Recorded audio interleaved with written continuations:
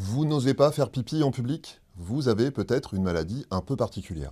Imaginez, vous êtes sur l'autoroute des vacances, vous avez bu plusieurs cafés pour rester bien réveillé, ça fait 1 heure ou 2 que vous roulez, et tout d'un coup, il faut bien vous rendre à l'évidence, il va falloir vous arrêter de toute urgence pour soulager votre vessie. Jusqu'ici, rien d'anormal, mais imaginez toujours, vous vous garez, vous rejoignez le lieu d'aisance, vous prenez place parmi les autres usagers, et là, rien.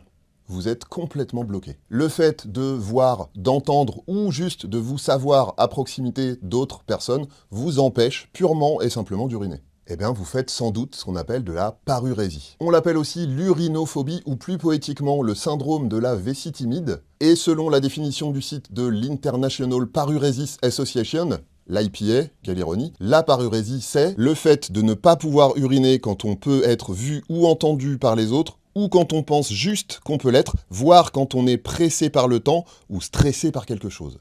Donc initialement, c'est l'impossibilité d'uriner en présence d'autres personnes, mais par extension, ça peut aussi être lié au stress. La parurésie, c'est une forme de phobie sociale, et donc, c'est pas un trouble qui est d'origine physique, puisque quand on fait pipi tout seul chez soi, il n'y a aucun problème, c'est d'origine psychologique. Mais on pense que le stress provoque quand même vraiment une contraction des sphincters, de la vessie et de l'urètre. Et tout ça, ça peut venir d'un trauma lié à l'utilisation des toilettes ou juste au fait d'uriner dans l'enfance ou à l'éducation qu'on a reçue. Ça peut faire sourire comme ça au premier abord, mais en réalité, ça a des répercussions négatives sur le quotidien et ça peut même évoluer vers des formes très handicapantes. La bonne nouvelle, c'est que ça soigne. La psychothérapie, ça peut aider, notamment les TCC, les thérapies comportementales et cognitives. Et l'association IPA France propose même des ateliers de désensibilisation.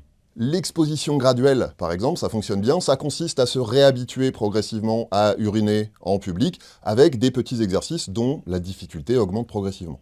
Et la prochaine fois, si vous voulez, je pourrais vous parler de la parcoprésie, le syndrome de l'intestin timide.